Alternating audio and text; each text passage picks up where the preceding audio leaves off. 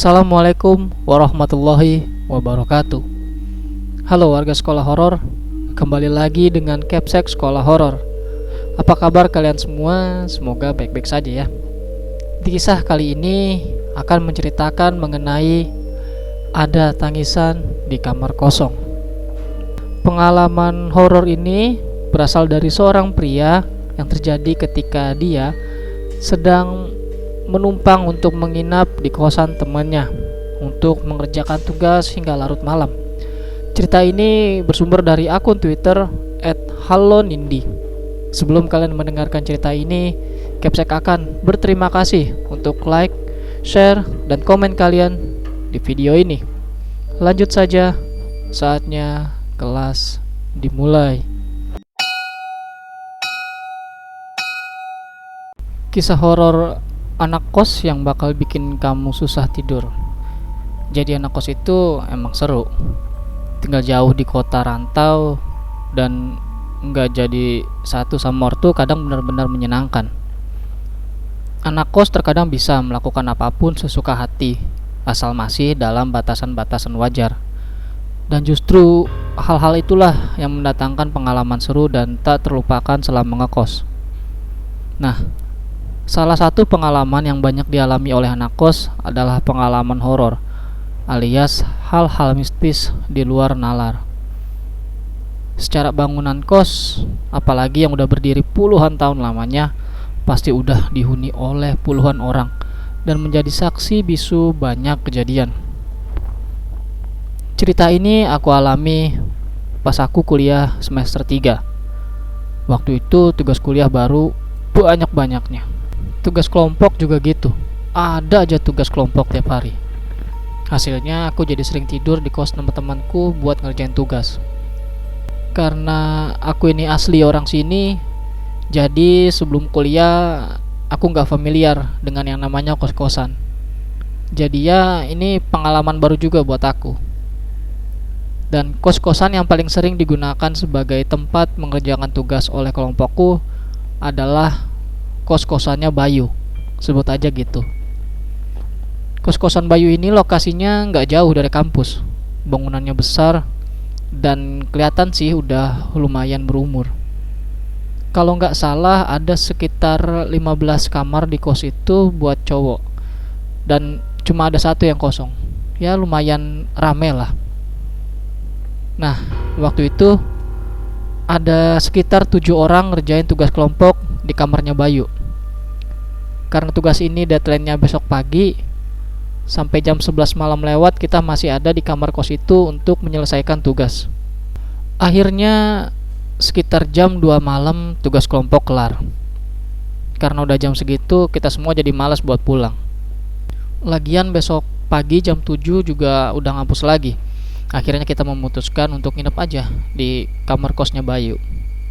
Awalnya kita tidur berdesak-desakan. 7 orang cowok semua dan badannya juga gede-gede. Sumpah gak nyaman banget. Hingga akhirnya Bayu punya ide. Kalau sebagian dari kita tidurnya di kamar kosong yang ada di kos itu. Kata Bayu kamarnya juga gak dikunci. Dan di dalam kamar itu juga udah ada spring bed, bantal, dan selimut. Ya daripada desek-desekan kayak teri dijemur begini, ya akhirnya ide tersebut diiakan aja. Aku, Rendra, dan Yudi, by the way itu nama samaran semua ya, terpilihlah untuk jadi 3 orang yang tidur di kamar pojokan yang kosong itu.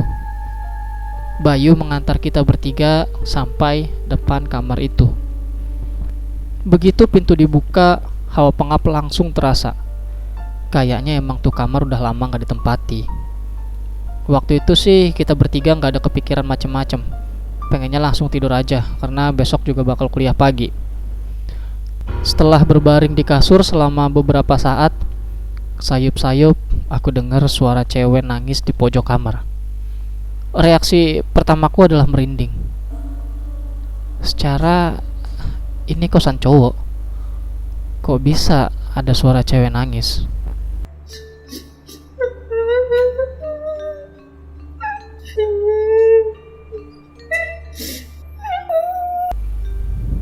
Aku langsung membangunkan Rendra dan Yudi di kiri dan kananku. Ternyata mereka belum pada tidur juga. Iya, aku juga dengar, kata Yudi. Berarti bukan aku aja yang mendengarnya. Udah, biarin aja, Renda berkata pelan sambil berusaha untuk tenang. Dan boro-boro tenang, bukannya hilang, suara tangis itu makin lama malah makin kencang. Dan tangisnya makin lama terdengar makin sedih dan menghayat hati.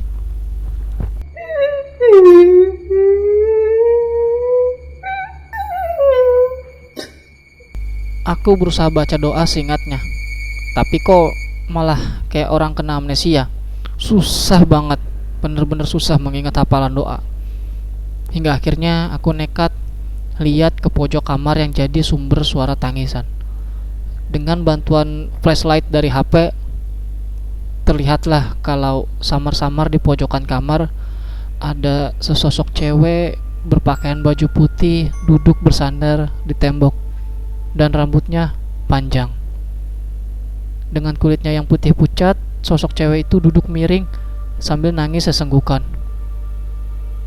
Untungnya dia nggak menghadap ke arahku dan dua temanku, tapi tetap aja aku udah shock setengah mati melihat penampakan tadi. Aku langsung lari keluar kamar, diikuti juga dua temanku yang ternyata juga ngeliat tuh cewek tadi. Tanpa dikomando, kita lari sampai keluar bangunan kos. Sampai akhirnya kita berhenti di sebuah warung kopi yang letaknya ada di depan bangunan kos. Gak kepikiran lagi kita buat balik ke kamar Bayu. Yang penting kita keluar dulu dari kos-kosan itu. Melihat kita bertiga yang lari terbirit-birit dengan muka pucat pasi, pemilik warkop tadi jelas heran. Akhirnya setelah tenang, aku menceritakan apa yang kita bertiga lihat tadi. Dan pemilik warkop gak kaget atau gimana gitu sih, malah dengan senyum-senyum menebak, pasti kamar yang di pojokan ya. Dan akhirnya si bapak tadi cerita tentang riwayat kamar kos tadi. Jadi ternyata itu kos-kosannya Bayu dulunya adalah kos cewek.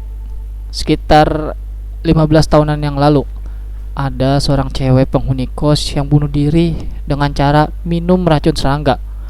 Konon katanya karena putus cinta. Nah, kamarnya si cewek tadi ya di pojokan itu, dan disitulah dia bunuh diri.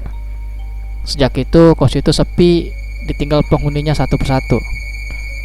Akhirnya sekitar 9 atau 10 tahun setelah kejadian itu baru kos tersebut dibuka lagi, tapi diganti sebagai kosan cowok. Secara cowok kan biasanya agak cuek dan banyak yang gak gampang percaya sama hal-hal begituan. Tapi anehnya, kamar yang di pojokan tadi tetap jarang terisi penghuni. Ya mungkin karena kalau ada yang menempati bakal diliatin sama yang barusan kita lihat tadi. Setelah subuh baru kita bertiga berani masuk kos lagi dan langsung menuju kamar Bayu. Kita bertiga memutuskan untuk nggak cerita macam-macam ke Bayu.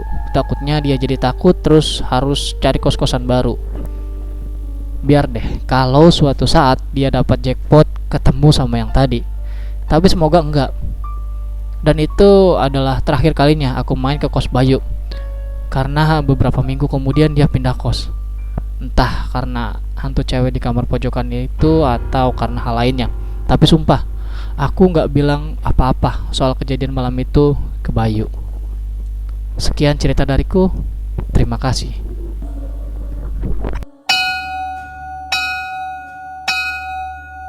Dan itu dia cerita mengenai ada tangisan di kamar kosong.